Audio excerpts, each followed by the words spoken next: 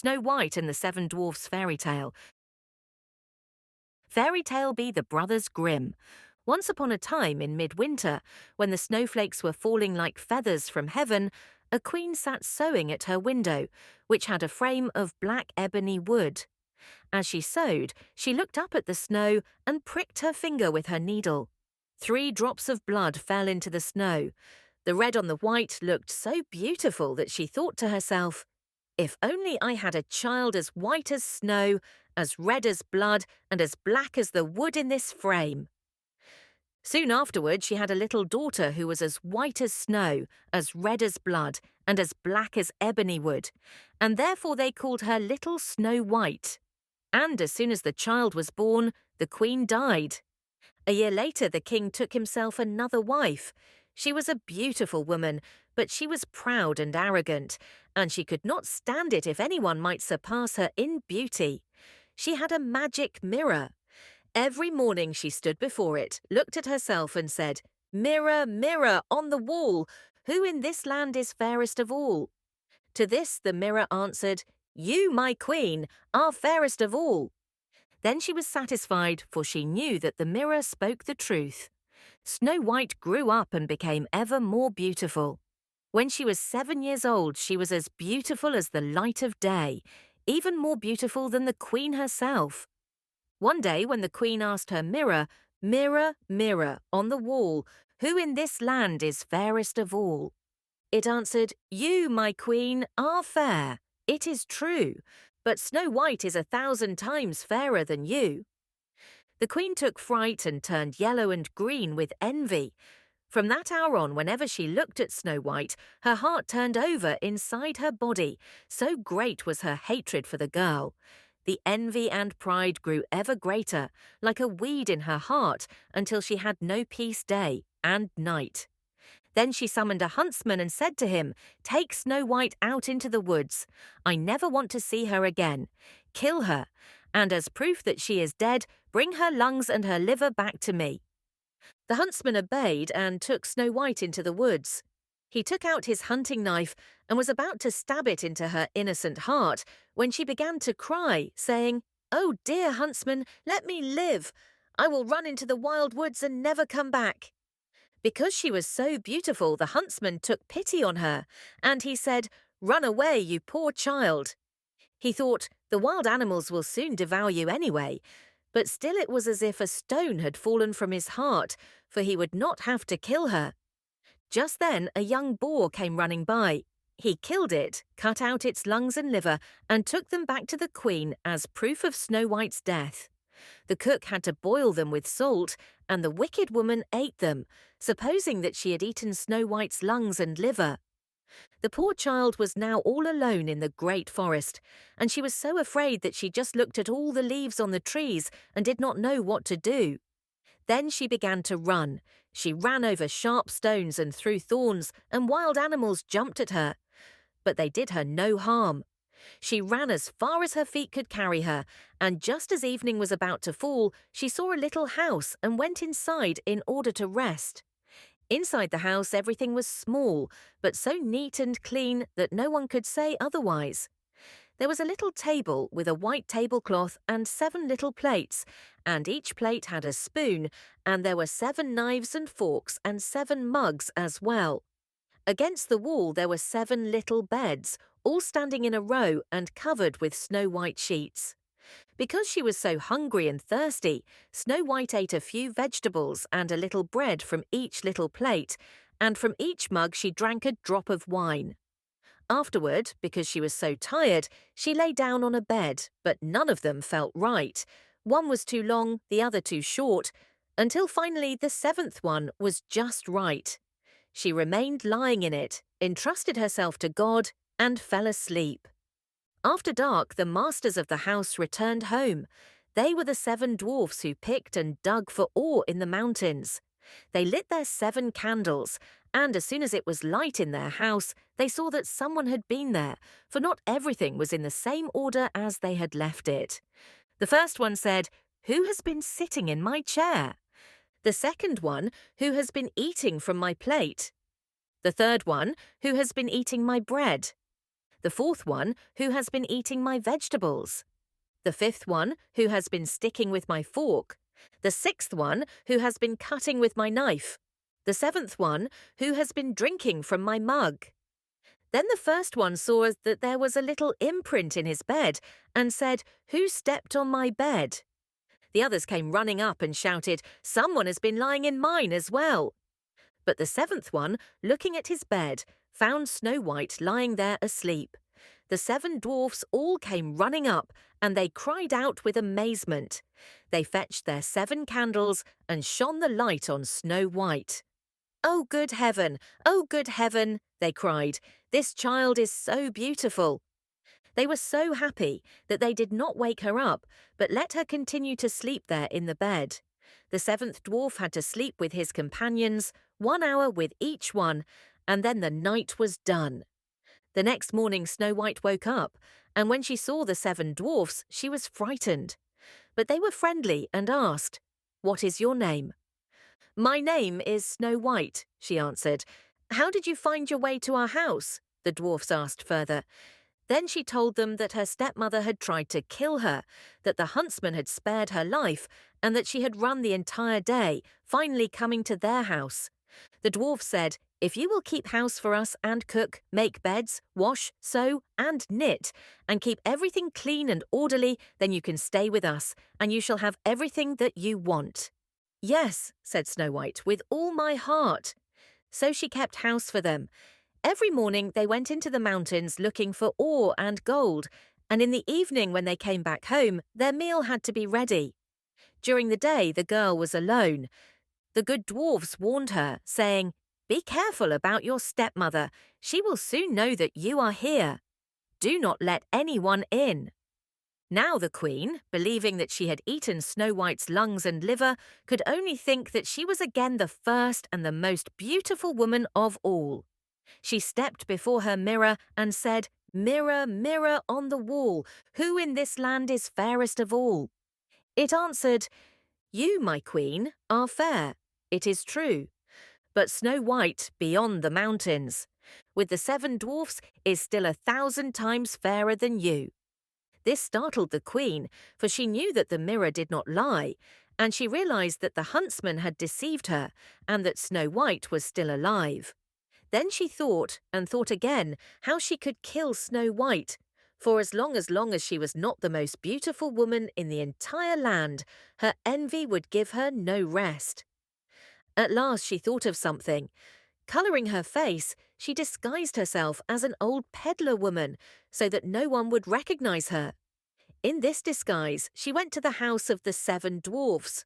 Knocking on the door, she called out, "Beautiful wares for sale, for sale." Snow White peered out the window and said, "Good day, dear woman. What do you have for sale?" "Good wares, beautiful wares," she answered, "bodice laces in all colours."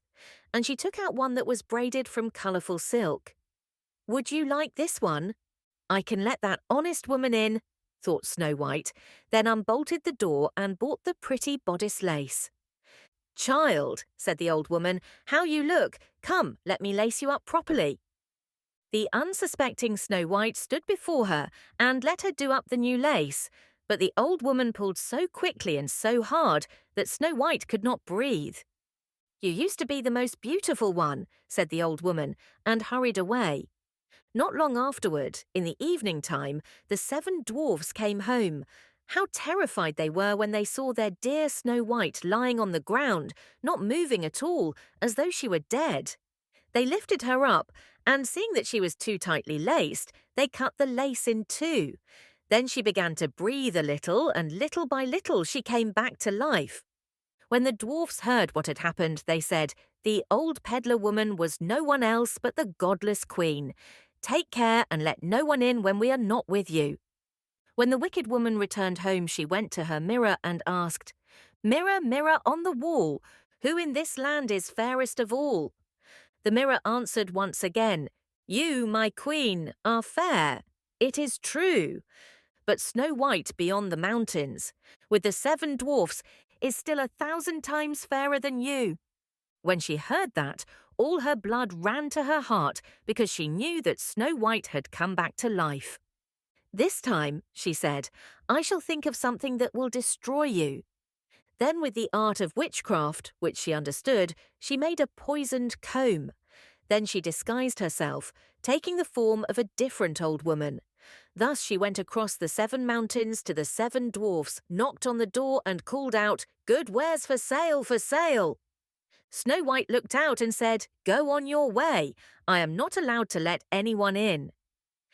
"You surely may take a look," said the old woman, pulling out the poisoned comb and holding it up.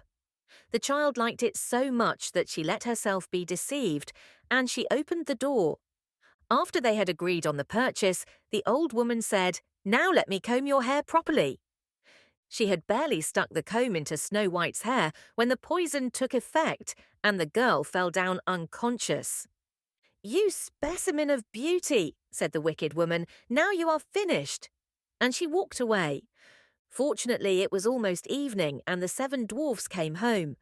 When they saw Snow White lying on the ground as if she were dead, they immediately suspected her stepmother. They examined her and found the poisoned comb. They had scarcely pulled it out when Snow White came to herself again and told them what had happened. Once again, they warned her to be on guard and not to open the door for anyone. Back at home, the Queen stepped before her mirror and said, "Mirror, mirror on the wall, who in this land is fairest of all?" The mirror answered, "You, my Queen, are fair. It is true. But Snow White, beyond the mountains, with the 7 dwarfs, is still 1,000 times fairer than you." When the Queen heard the mirror saying this, she shook and trembled with anger. "Snow White shall die," she shouted, "if it costs me my life." Then she went into her most secret room, no one else was allowed inside, and she made a poisoned apple.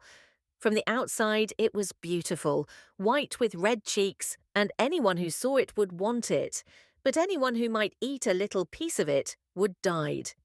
Then, colouring her face, she disguised herself as a peasant woman, and thus went across the 7 mountains to the 7 dwarfs. She knocked on the door. Snow White stuck her head out the window and said, "I am not allowed to let anyone in. The dwarfs have forbidden me to do so." "That is all right with me," answered the peasant woman. "I'll easily get rid of my apples. Here, I'll give you one of them." "No," said Snow White, "I cannot accept anything." "Are you afraid of poison?" asked the old woman. "Look, I'll cut the apple in two. You eat the red half, and I shall eat the white half." Now the apple had been so artfully made that only the red half was poisoned. Snow White longed for the beautiful apple, and when she saw that the peasant woman was eating part of it, she could no longer resist, and she stuck her hand out and took the poisoned half. She barely had a bite in her mouth when she fell to the ground dead. The Queen looked at her with a gruesome stare, laughed loudly and said, "White as snow, red as blood, black as ebony wood. This time the dwarfs cannot awaken you." Back at home she asked her mirror, "Mirror, mirror on the wall, who in this land is fairest of all?" It finally answered, "You, my Queen, are fairest of all." Then her envious heart was at rest, as well as an envious heart can be at rest. When the dwarfs came home that evening, they found Snow White lying on the ground. She was not breathing at all. She was dead. They lifted her up and looked for something poisonous. They undid her laces. They combed her hair. They washed her with water and wine. But nothing helped. The dear child was dead, and she remained dead. They laid her on a bier, and all 7 sat next to her and mourned for her and cried for 3 days. They were going to bury her, but she still looked as fresh as a living person and still had her beautiful red cheeks. They said, "We cannot bury her in the black earth." And they had a transparent glass coffin made so she could be seen from all sides. They laid her inside and with golden letters wrote on it her name and that she was a princess. Then they put the coffin outside on a mountain, and one of them always stayed with it and watched over her. The animals too came and mourned for Snow White, first an owl, then a raven, and finally a dove. Snow White lay there in the coffin a long, long time, and she did not decay, but looked like she was asleep, for she was still as white as snow and as red as blood, and as black-haired as ebony wood. Now it came to pass that a prince entered these woods and happened onto the dwarf's house, where he sought shelter for the night.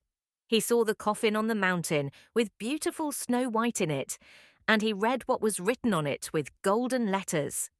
Then he said to the dwarfs, "Let me have the coffin. I will give you anything you want for it." But the dwarfs answered, "We will not sell it for all the gold in the world." Then he said, "Then give it to me, for I cannot live without being able to see Snow White. I will honor her and respect her as my most cherished one." As he thus spoke, the good dwarfs felt pity for him and gave him the coffin. The prince had his servants carry it away on their shoulders. But then it happened that one of them stumbled on some brush, and this dislodged from Snow White's throat the piece of poisoned apple that she had bitten off. Not long afterward, she opened her eyes, lifted the lid from her coffin, sat up, and was alive again. "Good heavens, where am I?" she cried out. The prince said joyfully, "You are with me." He told her what had happened, and then said, "I love you more than anything else in the world. Come with me to my father's castle. You shall become my wife." Snow White loved him, and she went with him. Their wedding was planned with great splendor and majesty. Snow White's godless stepmother was also invited to the feast. After putting on her beautiful clothes, she stepped before her mirror and said, "Mirror, mirror on the wall, who in this land is fairest of all?" The mirror answered, "You, my queen, are fair. It is true. But the young queen is 1,000 times fairer than you." The wicked woman uttered a curse, and she became so frightened that she did not know what to do. At first she did not want to go to the wedding, but she found no peace. She had to go and see the young queen. When she arrived, she recognized Snow White, and terrorized, she could only stand there without moving. Then they put a pair of iron shoes into burning coals. They were brought forth with tongs and placed before her. She was forced to step into the red-hot shoes and dance until she fell down dead.